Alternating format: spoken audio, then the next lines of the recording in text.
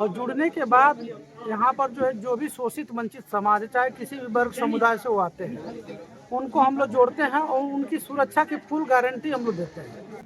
कम से कम वो गड्ढा जो होगा 3 फुट 3.5 फुट का गड्ढे में वो सड़क चली गई है, उसका भी जो है माननीय मंत्री जी के माध्यम से जो है उसका टेंडर भी हो गया, बहुत जल्द उस पर भी कार्य होगा। तो पाली न्यूज नेटवर्क में आप सबका स्वागत है। और आज संयोग से जिला उपाध्यक्ष प्रीतम कन्नौजिया जी, शमशेर राजभर जी और खखनू राजभर जी जो विधानसभा उपाध्यक्ष हैं, मिल गए मुझे। और निश्चित रूप से इन लोगों से कुछ ऐसी बातें करूंगा जो आपके लिए, हमारे लिए। प्रीतम कन्नौजिया जी आज तो आए हैं, भाई साहब के दरवाजे पर शादी का कार्यक्रम है, परंतु आप लोग जो पार्टी में जुड़े हैं, पार्टी में जुड़कर किन किन लोगों को जोड़ते हैं, क्या उद्देश्य लेकर जोड़ते हैं? देखिए, हम लोग का जो उद्देश्य माननीय नेताजी ओम प्रकाश राजभर जी का जैसा विचारधारा है, उससे तो पहले हम लोग प्रभावित होकर जुड़े। और जुड़ने के बाद यहाँ पर जो है जो भी शोषित वंचित समाज है, चाहे किसी भी वर्ग समुदाय से वो आते हैं, उनको हम लोग जोड़ते हैं और उनकी सुरक्षा की फुल गारंटी हम लोग देते हैं कि अगर कहीं भी आपको किसी भी दशा में अगर प्रताड़ित किया जाता है तो उसके लिए सुहलदेव भारतीय समाज पार्टी के सारे कार्यकर्ता दिनों रात लग करके और आपकी मदद करने का काम करेंगे। ये तो होगी लोगों को जोड़ते हैं, उनकी फुल सुरक्षा देकर। एक और बात जहन में तैरती है कि बहुत सारे लोग कहते हैं, बहुत तेरे लोग कहते हैं कि जब से विधानसभा जहुराबाद के विधायक बने हैं, कार्य दिखलाई नहीं देता। कुछ कार्य गिनवा दीजिए ताकि लोगों को संदेह है कि वास्तव में कार्य होता है। कौन कौन से कार्य पटल पे हुए हैं? कार्य तो देखिए, अब तक जो है पिछले 75 सालों में जहाँ पर एक ईंट नहीं लगा था, वहाँ पे सीसी रोड बनने का कार्य हो रहा है। इसके बाद जो है ऐसे जो है मलिन बस्तियाँ थी जहाँ पर जो है खड़ंजा लगाते नहीं लगते, वहाँ पे हम लोग ने पिच रोड जो है माननीय मंत्री जी से कह करके लगवाया।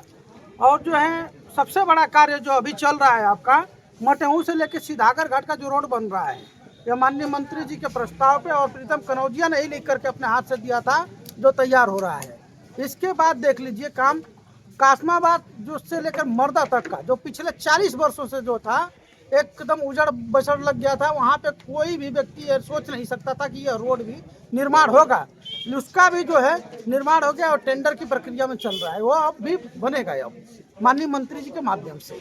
इसके बाद जो है वहीं मर्दा में एक बाईपास रोड है, बहुत ही क्षतिग्रस्त, बहुत मैं देखा हूँ, बहुत ही आने जाने गड्ढे में ही सड़क है वो, समझ लीजिए कि वो रोड का भी निर्माण माननीय मंत्री जी के माध्यम से हो रहा है।